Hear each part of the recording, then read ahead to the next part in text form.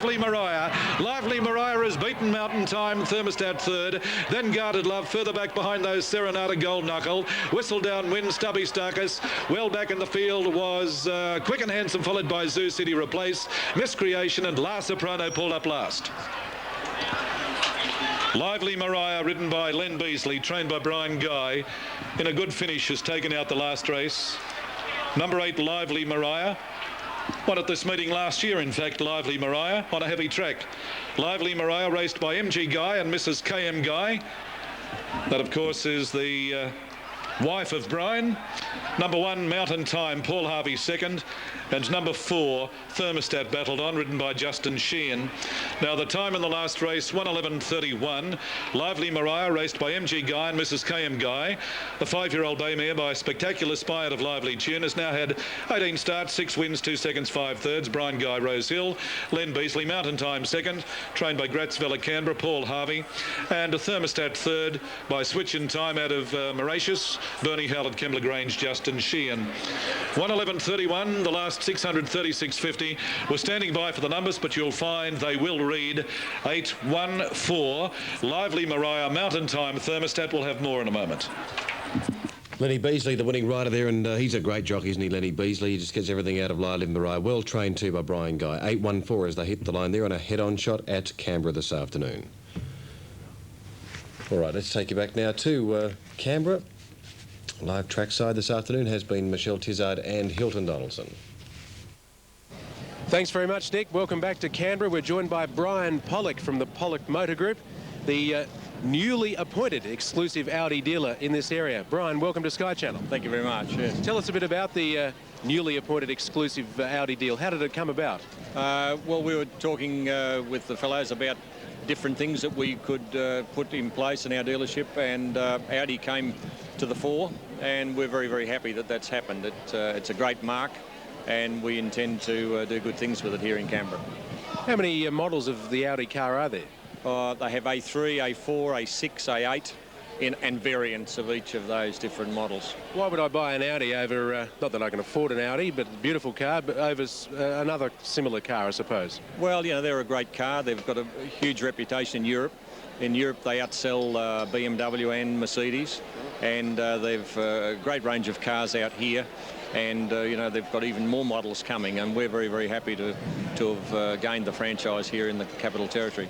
Well, today you went very close to losing one of them. An $85,000 car was almost won by John Morrissey. Yes, that's right. John trained the winner of the Opal. He had the second place getter in the runner-up race, the Tyco International. And had he won that race, he'd have won an Audi A6 that we'd put up for the trainer who could do both those things, yes. Do you see the sponsorship continuing to next year with another Audi up for grabs? Yes, I think we'd like to see it that way. You know, it was so close this time. Audi people were here today, and I think that they'd be pleased with what's gone on. Would have been lovely for John to win. No taking it away from the chap that won it, but you know, it's John's a local trainer. Does a great job here in the horse industry in Canberra, and it would have been nice. But yes, we'll be here again, and I'm sure Audi will be involved as well. Thanks for joining us on Sky Channel. Thank you very much. Thank you. Brian Pollock from the Pollock Motor Group, exclusive Audi dealer in Canberra. Thank you very much, Hilton, and well done, Brian. Now, Lucky Twist, the winner, 22.60 and 5.25. Anna Tim, and he's with Michelle right now.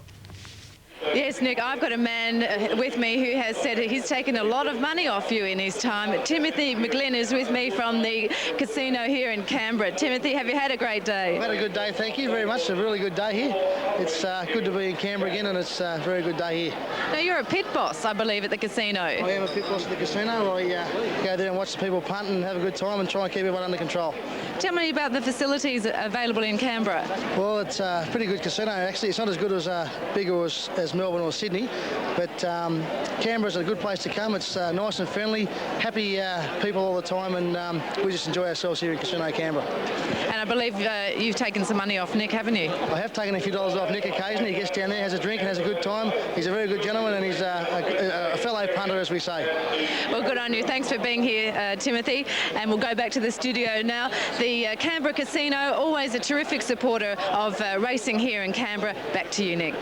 Well done. Thank you very much. Great to see Timbo again. He's a terrific fella, and Yeah, well, we'll have to visit him very, very soon. Good to see him. Now, race number 6, and it comes up. This is the replay of the big one of the day, and it is the Tooheys Black Opal. Let's have a look at the replay. Set.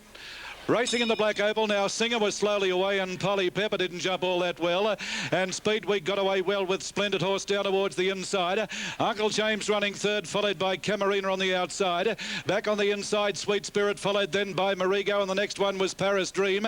Natchez up on the outside, further back behind those Mr. Bow, Polly Pepper. At about a length and a half then, Singer at the tail of the field. As they leave the back and race down the side, Speedweek leads. The stablemate Camarina running second, followed then by Mr. Bow moving to third. In behind those then in the field came Marigo, followed further back in the field. Down towards the inside, Splendid Horse. And the next one was Uncle James, followed by Paris Dream. Natchez going up 3 wide. A further break behind those as they race towards the turn, being Singer and Sweet Spirit and Polly Pepper, the last pair. Around the home turn, and Speedweek is the leader. Splendid Horse moved up on the outside. In behind those, Uncle James, followed by Paris Dream, has got nowhere to go on the rails. And the next one was Marigo. Further back then came Mr. Bow. It's Speedweek, the leader. Splendid Horse on the outside is trying hard. It's Splendid Horse going out after Speedweek. Speedweek is giving plenty. Oh, Speedweek is too good. And Speedweek wins the Black Opal. Speedweek first, Splendid Horse second, Paris Dream, no luck in the straight. In behind those, Camarina, followed then by Singer. Marigo never really... Yeah, Paris Dream didn't have much luck in the straight there, ridden by Shane Dye, the Rogerson colours there, but they couldn't catch Speedweek. It was far too quick. We'll take a break on Sky, come back, and then we'll have a chat with Damien Foley, or Hilton will anyway, who's the chief executive of that very successful racing club in Canberra, right after this break.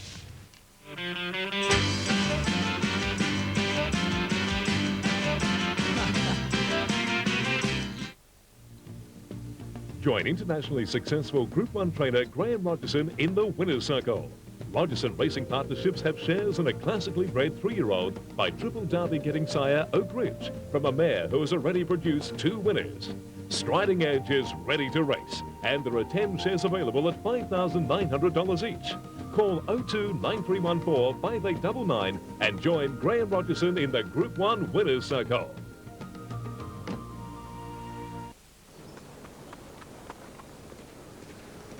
Racing, there's more to it than most people realise. Ladies' Day, fashion, fun and a chance for a flutter. Part of the Golden Slipper Festival this Saturday at Rosehill Gardens. Wrap things up, let's head straight back to the track. Here's Hill. Thanks very much, Nick. We're joined by Chief Executive Officer of the ACT Racing Club, Damien Foley. Damien, there looked like a big crowd here today. Yeah, it was, Hilton. It was excellent. There was, I was up probably 20% on last year, and it's probably the best we've had for about 4 years. So any idea on the figure? It's in excess of 10,000, which is, on what wasn't a brilliant weather-wise day, that's great. And what about the betting turnover? Haven't got any full figures yet, but I'll be highly surprised if they're not up as well. I know the bookmakers ring was very vibrant, so I think the TAB will follow suit. This day is extremely well sponsored. No bigger sponsor, of course, than Tooheys. They've been terrific over a number of years. Yeah, this was Tooheys' 10th year of sponsoring the Black Opal, and it really is today what it is as a result of Tooheys' efforts. And you just can't put on race meetings or races like this without people like Tooheys, and we just thank them so much for their efforts, their contributions. What's in store for the club now? When do you race next? We race in a fortnight. We've got another Sunday TAB meeting. We've got a $20,000 2-year-old race on that day, and that's the Southern Foal Stakes. That day is sponsored by CanTrade, which is a local government enterprise to push local business, and they're really getting behind racing here, and it should be a great day. Well, we thank you very much for having us once again. It's been most successful and most enjoyable to see the Black Opal stay in Canberra. That's right, yeah, that's the best thing about today. The money stayed in the town, and there'll be some parties tonight, I can tell you. Good on you. Damien Foley, the ACT Chief Executive of the club here, and Michelle Tizard, of course, has joined us all day. Michelle, what was the highlight for you? Well, I thought it was fantastic that John Morrissey, the local trainer, got to keep the Black Opal here in Canberra. But overall, I think we'd have to say congratulations to Damien, all of the committee and his team. It's been fabulous here at Canberra. It sure has, and we thank Red East Television for their marvellous coverage of the big one here today, and we thank also the ACT Racing Club for having us, and I feel like a Tooheys. Well, you're in the right spot at the right time again. Well done. Thank you very much, Hilton. And that's it for Sky Race Day today. From Nick Raven, I'm off on a little holiday, so we'll see you very soon. Enjoy yourselves. Punt well. We'll see you soon. Bye.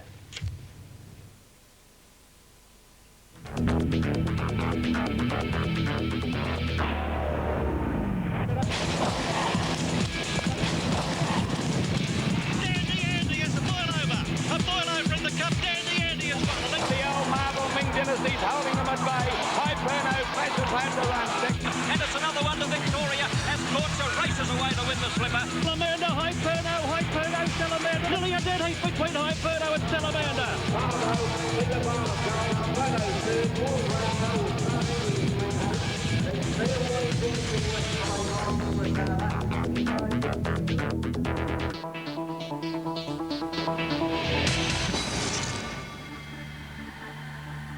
In golf Australia. Leading Canberra trainer John Morrissey achieved a lifelong ambition yesterday when his 2-year-old